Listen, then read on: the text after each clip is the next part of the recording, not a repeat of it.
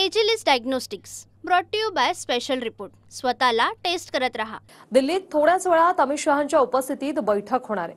फडणवीसांच्याच नावावर शिक्कामोर्तब होईल अशी माहिती आहे। मात्र त्याआधी शंभूराज देसाई आणि चंद्रकांत पाटलांनी भुवया उंचावणारं वक्तव्य केलंय। पाहूया त्यावरचा हा स्पेशल रिपोर्ट।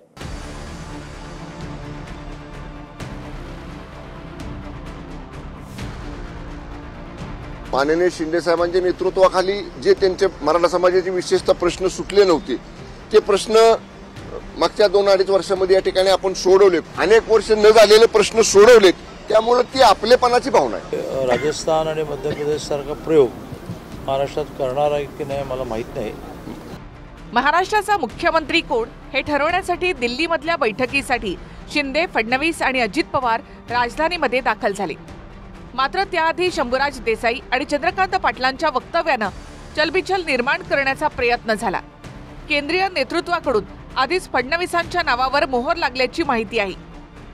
बैठकीची फक्त औपचारिकता बाकी असताना शिंदेंसारखा मराठा चेहरा मुख्यमंत्री व्हावा ही आपलेपणाची भावना असल्याचं देसाई म्हणाले। तर राजस्थान, मध्य प्रदेश सारखा प्रयोग होणार का याची माहिती नसल्याचं चंद्रकांत पाटील म्हणाले आणि भुवया उंचावल्या।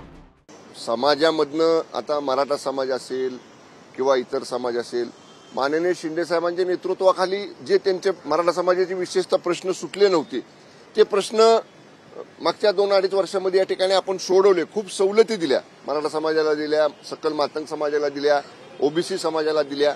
साहेबांनी कुठलाही घटक माननीय शिंदे साहेबांनी त्यांच्या मुख्यमंत्री पदाच्या कारकिर्दीमध्ये वंचित राहू दिला नाही, ठेवला नाही।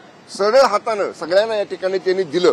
त्यामुळे प्रत्येकाला वाटणं साहजिक आहे। त्याप्रमाणे जर अशी चर्चा असेल तर ती लोकांसाठी ज्या नेत्यानं केलंय, अनेक वर्ष न झालेले प्रश्न सोडवलेत, त्यामुळे ती आपलेपणाची भावना आहे। पर्यंत चालतो की न्यू जनरेशन ही समोर आली पाहिजे की आमच्या पार्टीचं वैशिष्ट्य आहे आणि त्यामुळे ते राजस्थान आणि मध्य प्रदेश सारखा प्रयोग महाराष्ट्रात करणार आहे की नाही मला माहित नाही।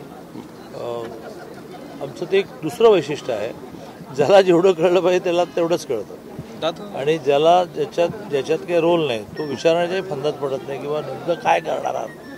त्यामुळे आम्ही त्या मनस्थितीत आहोत की यांना जे ठरवायचं ते ठरवू दे, ते अंमलबजावणी आपण करू। दररोज स्वतःला टेस्ट करत राहिलं पाहिजे,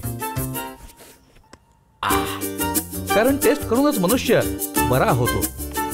म्हणूनच जेव्हा हेल्थ टेस्टचा प्रश्न येतो तेव्हा मी विश्वास ठेवतो भारतातील सर्वात मोठ्या डायग्नोस्टिक कंपनीवर, एजिलिस डायग्नोस्टिक्स। स्वतःची टेस्ट करत रहा। एकनाथ शिंदेंनी भाजपच्या मुख्यमंत्री पदाच्या उमेदवाराला पाठिंबा असेल असं म्हणत मुख्यमंत्री पदाचा दावा सोडला।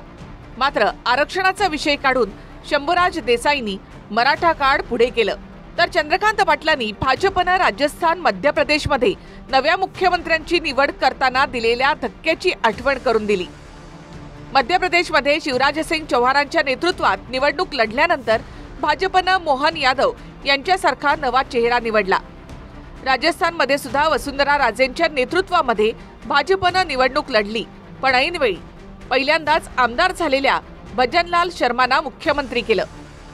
मात्र महाराष्ट्रामध्ये असं काही धक्कातंत्र वापरण्यात येईल याची शक्यता खूपच कमी आहे। 2019 मध्ये फडणवीसांच्या नेतृत्वात भाजपनं 105 आमदार निवडून आणले, पण उद्धव ठाकरे काँग्रेस, राष्ट्रवादी सोबत गेल्यामुळे फडणवीसांची संधी हुकली।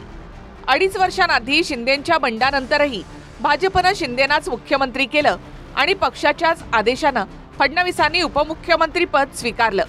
आता पुन्हा फडणवीसांकडे संधी आली आहे आणि महाराष्ट्रामधील भाजपचे आमदार आणि अजित पवारांच्या राष्ट्रवादीची पसंती सुद्धा फडणवीसच आहे। सर्व मागासवर्गीय आणि ओबीसी त्यांचे अधिकारांवर कुठेही गदा येऊ नये म्हणून निश्चितपणे जे आहे फडणवीस साहेबांनी जे आहे सहकार्य केलेलं आहे, मदत केलेली आहे, शक्ती पाठीमागे उभं केली आहे। म्हणून तर त्यांना जे आहेत काही लोक जे आहेत प्रचंड टार्गेट करतायत। आपण पाहिलं ते होऊ नये म्हणून सगळे निरर्गल जे आहेत भाषा सुरू आहे। याचं कारण तेच आहे की त्यांनी ओबीसीच्या हक्कावर गदा येऊ नये म्हणून काम केलं। तर आम्ही किती मागावं, काय मागावं याचं देखील भान आम्ही ठेवला पाहिजे। आमची इच्छा सगळ्यांचीच आहे एकनाथ शिंदे मुख्यमंत्री व्हावे त्याबाबत, पण शेवटी त्यांनाही त्यांचा पक्ष चालवायचा आहे आणि म्हणून भाजपाचा वरिष्ठ नेते मग शहासाहेब मोदी साहेब जो निर्णय घेतील तो 100% आम्हा सगळ्यांना मान्य असेल, कुठेही मतभेद नसतील. तसंच आज भाजपाचे 133चा आकडा केल्यानंतर त्यांनाही वाटतं ना आमचा मुख्यमंत्री झाला पाहिजे, त्यात तर चूक आहे. तर फडणवीसांवर तुटून पडणारे संजय राऊत सुद्धा म्हणतात की मुख्यमंत्री पदाचे खरे दावेदार फडणवीस आहेत. देवेंद्र फडणवीस रियल में एक दावेदार है, क्योंकि 5 साल जिस तरह से खास करके 3 साल एकनाथ शिंदे के जूनियर होने के बावजूद उनके हाथ के नीचे काम करना पड़ा और उनकी लीडरशिप में ही इतनी सीटें मिली है, ऐसा मैं मानता हूँ महाराष्ट्र में. तो ज़रूर उनके कार्यकर्ता का आग्रह होगा, उनके पार्टी के जो प्रमुख लोग हैं वो भी चाहते होंगे कि देवेंद्र जी को मुख्यमंत्री बनना चाहिए, लेकिन निर्णय लेने का अधिकार उनके पार्टी में जो होता है वो दिल्ली में होता है. आम्ही देवेंद्र फडणवीस जींचे सैनिक आहे. आम्ही भारतीय जनता पार्टीचे कार्यकर्ता म्हणून जे गेल्या सॅक्रिफाईस देवेंद्र फडणवीसजींनी 2-2.5 वर्ष अगोदर केलेला आहे तो परत रिपीट होणार नाही आणि भारतीय जनता पार्टी हे आमचे देवेंद्र फडणवीसजींनाच मुख्यमंत्री करतील एवढा विश्वास आहे आणि मी आज शुभेच्छा द्यायलाच आली आहे.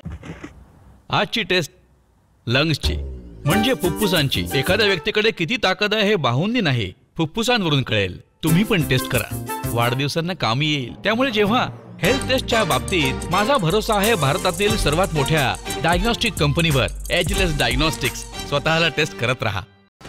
मुख्यमंत्री भाजपचाच असेल हे स्पष्ट आहे आणि त्यातही नाव फडणवीसांचंच आघाडीवर आहे. अर्थात काही तासातच अधिकृत चित्र स्पष्ट होईल. Bureau report, TV9 Marathi. Agilus diagnostics brought to you by special report. स्वतःला टेस्ट करत रहा.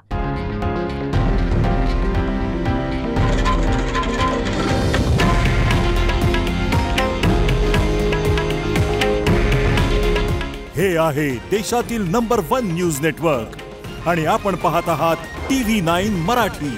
काळजी तुमची, हित महाराष्ट्राचं.